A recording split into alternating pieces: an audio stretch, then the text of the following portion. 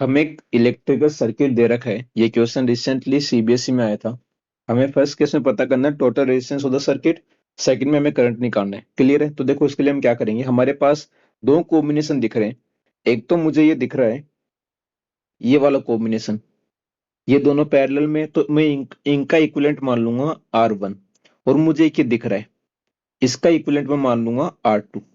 तो R1 में कैसे निकालूंगा, R1 में निकाल लूंगा, हमें पता है R1 R2 upon R1 plus R2।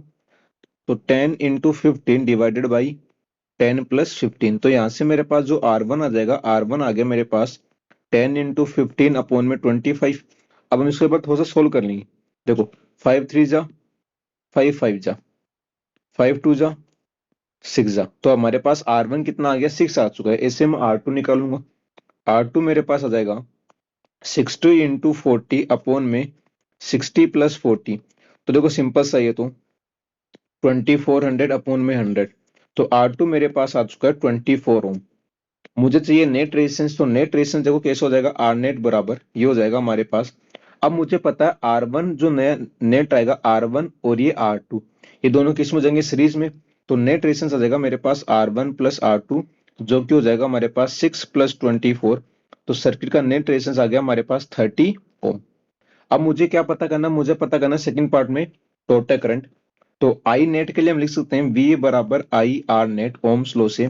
V है हमारे पास 15, आई हमें निकालना है, आर नेट आ गया हमारे पास 30। तो आई आ चुका है 15 डिवाइडेड बाई 30। तो आई की वैल्यू आ गई हमारे पास 0.5 एम्पियर या फिर 1/2 एम्पियर।